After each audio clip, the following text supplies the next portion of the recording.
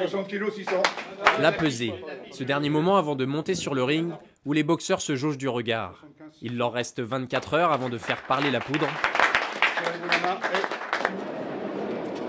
Pendant que les combattants amateurs ouvrent le bal, Adila Mohoumadi entre peu à peu dans son combat, à l'abri des regards. Son entraîneur, Antoine Farrugia, délivre ses derniers conseils. Cette deuxième confrontation face à Cédric Bellet, que l'élan courtois a déjà battu en 2010, commence par un round d'observation. Dès la seconde reprise, le Comorien d'origine est plus offensif que son adversaire. Il contrôle le cogneur tahitien qui n'a pas les armes pour le faire tomber. Adila Mohoumadi est déclaré vainqueur à l'unanimité des juges. Il conserve sereinement son titre national des super moyens. Je dirais à partir du second j'ai commencé à saisir la stratégie qu'il avait pu mettre en place.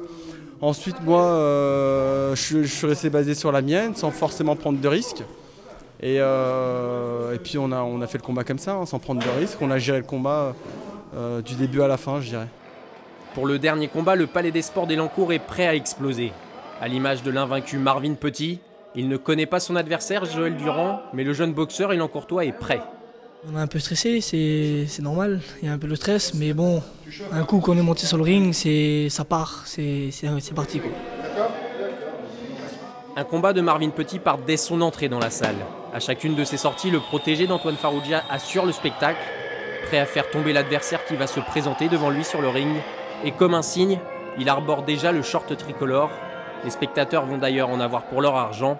La foudre s'abat sur Joël Durand en quelques secondes.